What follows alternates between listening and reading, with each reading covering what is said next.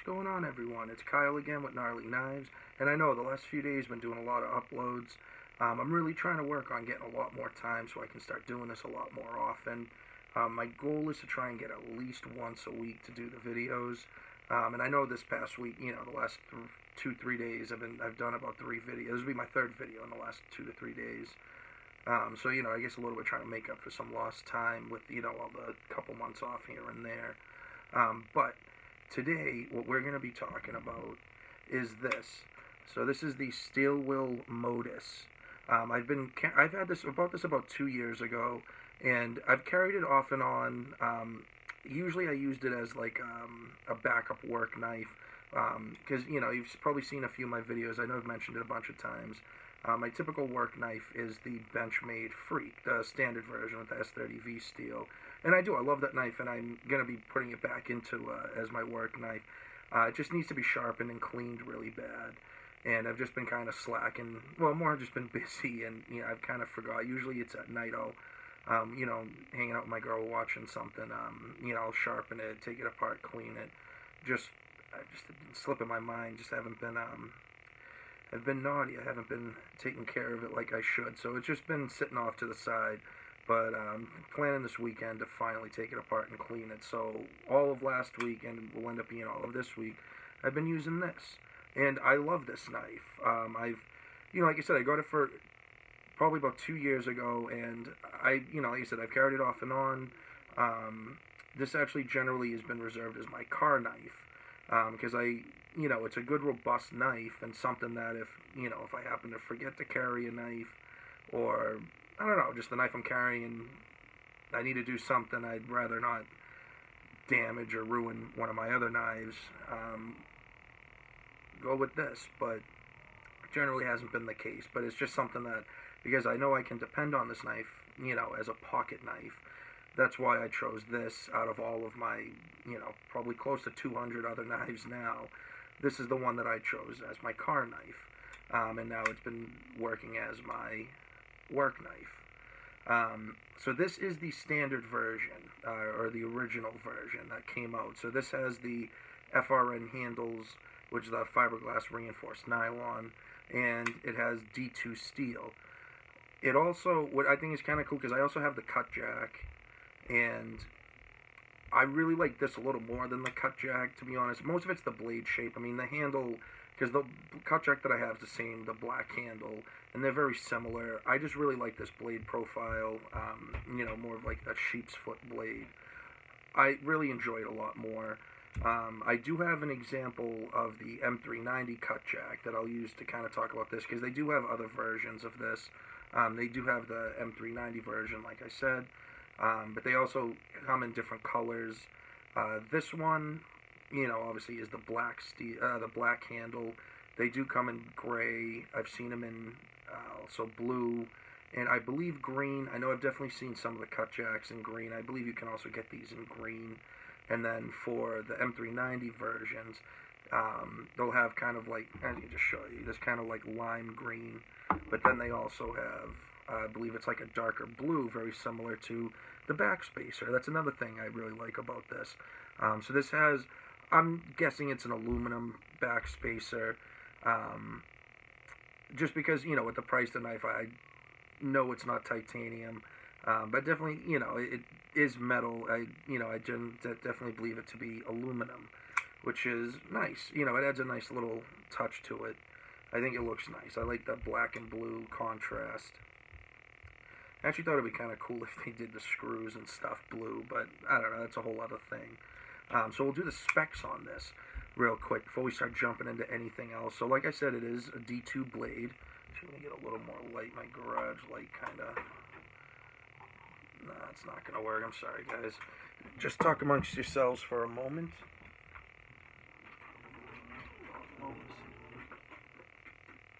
There we go. Sorry about that. Started closing the door. Alright, we're back. So like I said, so this is the D2 steel blade. This is a sheep's foot style, and you should be able to tell a little bit. So this is a high flat grind, or high saber grind. I was going to say, some people do call saber grinds flat grinds. I mean, I don't. I just call them saber grinds. I think they call it a flat grind because as opposed to a hollow grind, it is flat versus the hollow grind, which kind of curves inwards towards the edge. But this is definitely, I would say, more of a high saber grind because the plunge grind starts way up here and then goes all the way down, as opposed to the Benchmade Griptilian here, where you can see it starts about halfway down the blade, where the plunge grind begins and then goes towards the actual edge itself. So high flat grind, so just like with the steel will cut jack, almost like cold steel. If I do end up doing that, I'm sorry, I do mean steel will. Don't know why, I just always steel will, cold steel will, cold will. So this knife overall, I don't know, I was thinking it'd be cool maybe do measuring on camera so you guys can see. So the overall length on this, let's see, we're looking at just about, I'd say 7 5/8 inches, so a little bit more than 7.5 inches. So that works out to the handle length of being just under 4.5 inches, and then you have a blade length of 3.5 inches, and also the cutting edge is right on there too, which I think is nice. I usually not super nuts when you have a lot of gap in between here and there, but that's just more personal preference. I personally just like the blade steel as close to the handle and my finger as possible. The knife weight on this, so this weighs about, everywhere I looked at, 3.3, 3.4, so it's under a little less than 3.5 ounces. So it's not bad. So anybody who weight is an issue, it's definitely a lighter knife. Of course, the FRN handles, G10 probably weigh a little bit more, and it does have full steel liners, but they are milled out. I probably won't be able to really see, but they are milled out, and that of course also helps cut down on some of that weight. Excuse me. And then I'm sure too, the aluminum backspacer here probably adds, maybe a half ounce. So that's pretty cool, because I know some people weight is an issue. They like to have a little bit lighter knives. Of course they do make lighter knives. For example, you have here, just to kind of show a little size comparison, the Spyderco Delica, this knife weighs about 2.5 ounces, so it's about an ounce lighter. And what's funny is the handle is about the same length overall, but it is definitely a much shorter blade. But you can kind of see here what I was saying when I was talking about how I kind of like how the edge of the knife ends right around where the handle begins, as opposed to on the Delica, you can see the edge comes to here, and then you have a little over 1/4 of an inch of just empty blade, which I mean is absolutely fine. I love this knife. It doesn't detract from the knife for me. It's just personal preference. And then this here, they do give you a really nice sharpening choil. I wouldn't say it's a finger choil. I mean, I've used it as a finger choil, but I also have gross calloused fingers, so I don't really notice it digging into my finger. But you definitely can if you're careful. I can fit my finger right in there. I mean, of course, like I said, my gross callous finger is, protruding onto the edge a little bit. So probably not for everybody, but if you have smaller hands, you could probably use that as a regular finger choil. So, definitely have that option. And then, as I had said, it is a D2 steel blade, which I think is pretty nice. Especially nowadays, it seems like a lot of companies, especially because this knife, it's a Chinese company, Steel Will, seems like a lot of companies now, they're starting to really up their game a bit with their budget steels, their more budget options. Usually, and of course you still find a lot of knives with it, but it seems like a lot of stuff like AUS 8 starting to kind of go to the wayside. Even stuff like HCR 13 and HCR 14 MOV. Of course, they still have a lot of companies that make them, but it seems like overall I've been noticing, the last 4 or 5 years, it just seems like they're kind of a bit on a decline, which I don't think is necessarily a bad thing. Not that those are bad steels at all, but, you can get something like D2 and a knife that's under $50. I think that's great. And just while we're sticking with that, we'll go with the price. So this one here, as I have it, now when I bought it for $50, but it was also at a retail store. I think you could have gotten them online at the time for $40. I did a little research earlier today while I was at work. and just checking a few different sites. Most places it's you're gonna be looking in the $45 to $50 range. It seems like the ones that have they do also have them in black coating.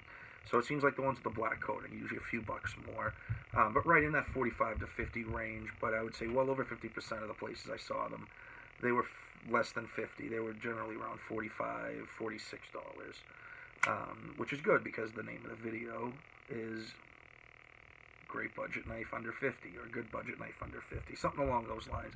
I don't come up with the name until I'm posting the video, but it'll be along those lines. And the steel will modus. But just sticking with that, with the D2, I mean, it is a really good steel. So, I mean, of course, I feel like most people who are watching this are familiar with D2, probably have a ton of steel, a ton of knives with D2 in it. But I do like to kind of throw a little bit in for people who are just looking for a good budget knife under 50, or just looking for a specific thing. You know, they're not going to be going and buying 1,000 different knives. They just want maybe a few to have a little rotation. I really think this makes a great option. You know, for that $45, $50 range, D2 I think is great. If this was in AUS 8 or 8CR13 or 14 MOV, it'd be like, you know, I wouldn't be like too pumped about the price in that sense. I mean, I could just not buy it. I mean, you know, of course, you know, you can ask whatever you want, it's just what someone's willing to pay for it. And, you know, but for D2 in this price, I'm absolutely willing to pay for it. I mean, you can get knives, you know, in the, you know, $100, $200 range, and, you know, fixed blades, folding knives in D2 that are a lot more expensive. So, and I think they do a pretty good job with this. I mean, I do have D2 from a few different companies, and from what I've noticed between sharpening and actual usage, they seem to be all right in the same realm. They seem like they all heat treat them at least similarly enough that I haven't noticed a difference. Especially sharpening is where I'll really notice a difference, like, you know, how easy am I, or how quick am I rather, able to put an edge on. And this D2 takes an edge just as quickly as any of my other D2 steel knives. So I think that's really cool. Especially now, you know, I do have, you know, I probably have 4 or 5 steel will knives now, and I really like them a lot. They do a really, really good job. And a D2, you know, I know I keep going back to the D2. I just keep remembering things I'm forgetting. But, you know, it's like I said, with sticking with the people who are just looking for that, you know, 1 or 2 knives to have in a rotation. What is cool with D2 steel is it's been around for a long time. It's been around since around the Second World War. So, you know, this knife steel is coming up on about 80 years old, you know, depending on what part of World War II we're on. But about, you know, so this knife's been around for a very long, this steel has been around for a very long time. It's originally a tool steel, so they use it in big machines, stuff for bending metal or anything really. Just, you know, it's a very tough steel, and it does take a really good edge. You know, it's funny, there aren't really, I mean, I guess nowadays there are more steels coming out with knives in mind, but whoever it was that decided that, hey, let's try D2 as a knife steel, you know, I think they were definitely on to something. With D2, it is not a fully stainless steel. You know, I guess you could call it a semi-stainless steel. So it is something that, you know, as opposed to if this was a carbon steel, you know, yeah, you want to keep it dry right away, keep some kind of coating on it. This isn't quite that bad. So this has 12% chromium in its chemical makeup. To be considered stainless steel, it needs 13%, so it's right on that cusp of being a stainless steel. But I haven't really noticed it being, you know, any of my D2s being that bad. I mean, yes, you know, as opposed to more stainless steels, yeah, you might notice, you know, a few little splotches of rust here and there. If, you know, if it's not something that I, you know, if I'm not super careful wiping it down, I just leave it for a while and forget about it. But if you're using it every single day, it's in and out of your pocket. You know, I mean, I wouldn't dunk it and then put it away, but, you know, it's not something you need to worry too much about, but just to keep in mind, like, if it's a knife that you're not going to carry all the time, I would just make sure it's really well, or very thoroughly dried off before putting it away. Say if you're only using it a couple times a month, or, you know, depending on your rotation of your knives. The knife itself, the blade stock thickness is a little over 1/8 of an inch. I believe online it had said it was 1.3 inches, and it looks like it's just hopping a little bit over the 1/8 of an inch line on my measuring tape. So 1.3 inches, it's just over. An eighth of an inch is 1.25 inches. So it's basically, you just say it's an eighth of an inch, which is, I think, a good stock thickness for a knife like this, because you definitely do a little bit harder use.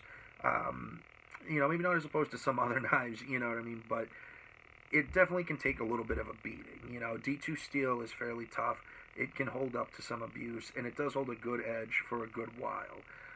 You can definitely, if you're cutting some questionable things, I think this is a good candidate for that. Then also, too, this knife, it is a liner lock, so it is pretty cool. I like that.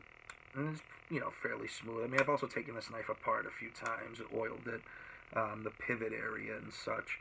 But it flies right open when you hit the flipper. I should have mentioned, too, it is a flipper. But it just flies right out. I usually do that kind of light switch, turn on whatever thing, but some people do that kind of like push button. Either way, it flies right open, even without much force. See how the detent.